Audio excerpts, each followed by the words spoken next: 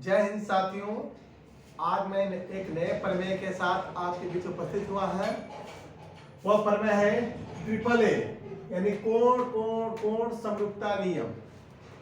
ये भी मैट्रिक के एग्जाम में पूछ चुका है, तो इसको भी देख लेते हैं। बहुत ही आसान प्रमेय है। इसका कथन इस प्रकार होता है, यदि दो त्रिभुजों में संगत कोण बराबर हो, नाम से यह स्पष्ट है ट्रिपल ए मतलब त्रिभुज के तीनों कोण की बात हो रही है, तो संगत कोण बराबर हो तो संगत भुजाएं एक ही अनुपात में होती हैं। तो आप जानते हैं समरूपता के नियम से, दो त्रिभुज समरूपता का नियम नहीं ना है कि दो त्रिभुज समरूप होते हैं यदि उनका संगत कोण बराबर हो और नंबर दो संगत भुजाएं समानुपाती हो। तो संगत कोण बराबर है, यदि संगत भुजाएं भी बराबर हो तो त्रिभुज क्या होंगे? समरूप होंगे।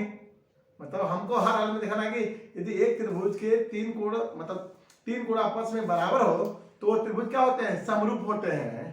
तो चलिए उसको आगे बढ़ाते हैं, शुरू करते हैं। पहले दो त्रिभुज का दो त्रिभुज बनाते हैं हम लोग। एक त्रिभुज बनाते हैं हम लोग, इसका नाम ए बी सी, और एक त्रिभुज बनाते हैं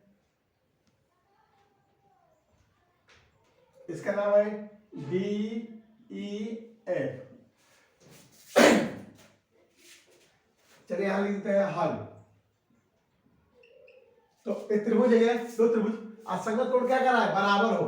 तो हम जानते हैं कि पहले दिया है में क्या लिखते हैं? सॉरी, हल में पहले लिखते हैं दिया है। दिया है तो क्या दिया है? तो जो दिया है उसको लिख लेते हैं।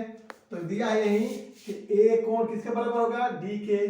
बी बराबर है ई के और सी बराबर है एफ के।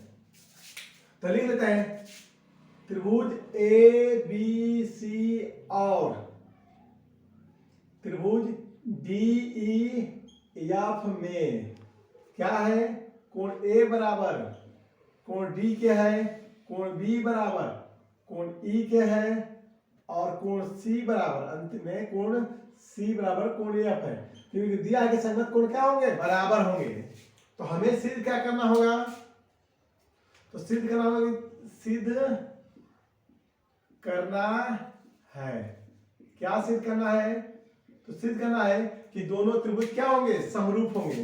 यानी त्रिभुज ए बी सी समरूप त्रिभुज डी ई एफ। अर्थात हम परिभाषा जानते हैं कि कोई भी दो त्रिभुज आपस में समरूप तभी होते हैं जब दो चीजें हों। एक संगत कोण बराबर हो जो कि दिया हुआ है, नंबर दो संगत भुजाएं समानुपाती हो। तो एक दिया है, दूसरा वाला प्राप्त कर लेते हैं, दूसरा वाला मतलब संगत भुजाएं समानुपाती दिखा देते हैं तो त्रिभुज समरूप हो जाएगा। तो इसका मतलब नहीं हुआ कि दोनों त्रिभुज समरूप है, इसका मतलब इसकी संगत भुजाओं का अनुपात भी क्या है? बराबर है। ए बी बटे डी बराबर बी सी बटे ई एफ और ए सी बटे डी एफ। मतलब यही लाना है हमें। तो इसको लगाने के लिए हमें एक रचना करना पड़ेगा। रचना इससे पहले पढ़े है थेस पर में, उसको लगाने के लिए तो क्या करते हैं कि हम लोग ए बी बराबर इसमें एगो डीपी एगो बिंदु काटते हैं, एगो पी ऐसा बिंदु लेते हैं ना जो ए बी के बराबर हो जाए और ए सी के बराबर हम लोग कहते हैं इधर डी क्यू।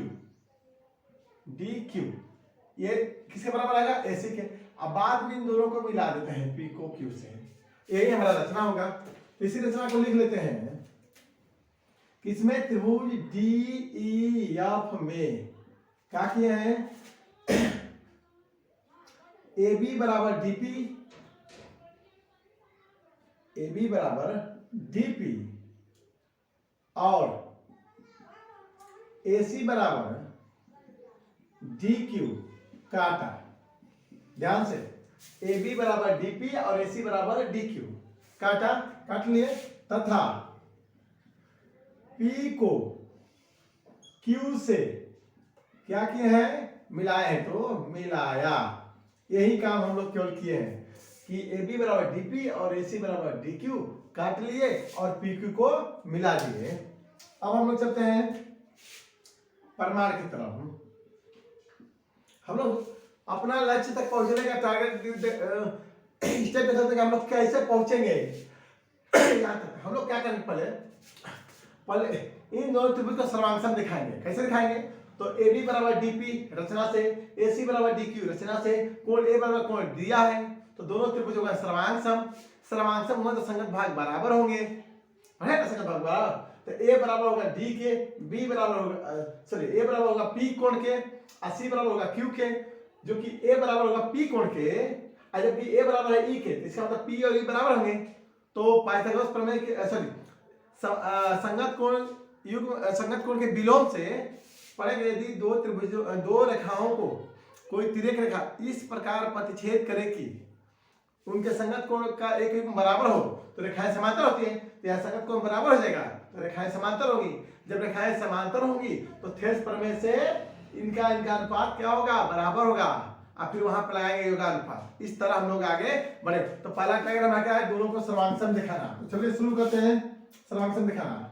तो त्रिभुज ए बी सी और त्रिभुज डी पी क्यू में, डीपीक्यू में तो क्या है, ए बी बराबर है हमारा डीपी, कहां से, तो रचना से, और हमारा है ए सी बराबर डी क्यू, ए बी कहां से, रचना से, और हमारा है कोण ए बराबर किसके, कोण डी के, कहां से, तो दिया है से।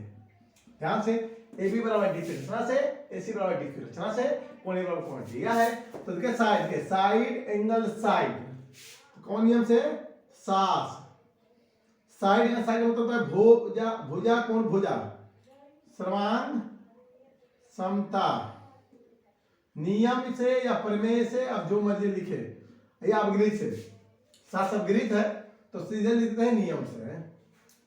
क्या लिखेंगे, त्रिभुज ए बी सी सर्वांगसम, त्रिभुज किसका होगा, देखिए ध्यान से, कोण ए बराबर डी का है तो कोण ए संगत होगा डी के, इन दोनों में वनिष्ठ है, देखिए ध्यान से, अगर ए संगत है डी के तो बी किससे संगत होगा, पी के, तो यहाँ पी लिखेंगे, अपन बच गया क्यू, तो डी पी क्यू के, और डी पी क्यू हो गया तो हमारा कोण बी, हमें कोण बी चाहिए, तो कोण बी किससे बराबर होगा, कोण पी के, कहां से, तो सीपी सॉरी हाँ सिपिसिटी से।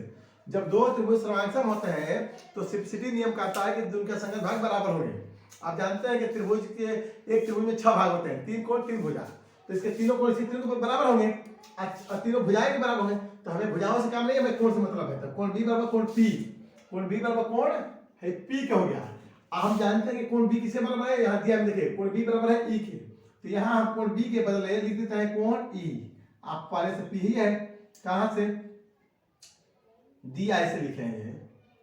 आप ध्यान रखिए कोण ई और पी में क्या संबंध है, तो दोनों संगत कोण है, तो संगत कोण प्रमेय के विलोम से, संगत कोण प्रमेय के विलोम से, विलोम से, अब यहां बगल में लिख देते हैं हम लोग, विलोम से क्या होगी रेखाएं, पी क्यू समांतर होगा किसके, ई एफ के, समांतर हो गया ना। जब पी की ई एफ के समांतर हो गया तो कौन प्रमेय काम करेगा, सीधा से पता है थेस प्रमेय से, थेस प्रमेय से। तो थेस प्रमेय क्या कहता है, रेखाएं समांतर होगी तो पी और क्यू को क्या करेगा, समान अनुपात में विभाजित करेगा, तो क्या होगा, डीपी बटे पी, डीपी बटे पी बराबर होगा किसके, डीक्यू बटे क्यू, डीक्यू बटे क्यू। आप ध्यान रखिए डीपी का मान ए बी है, ए बी लिख देंगे, डीक्यू का मान क्या है, ऐसे ऐसे लेकिन पी नहीं है ना पता, तो हमको पी नहीं चाहिए, हमको चाहिए कौन, डीई चाहिए। तो डीई कब मिलेगा, जब डीपी में पी को जोड़ेंगे, यानी अंश को हर में जोड़ेंगे तब आएगा। कैसे लिखता है, अंश बटे में, अंश तो चाहिए हमको, भाई हर हमें पी नहीं चाहिए, हमको क्या चाहिए, डी चाहिए, तो अंश और हर को जोड़ देते हैं, तो अंश प्लस हर पी बराबर अंश बटे अंश प्लस हर, इसको कहते हैं योगानुपात। हमारे पिछला वीडियो देखेंगे तो उसमें बताया था कि योगानुपात क्या होता है, योगानुपात नियम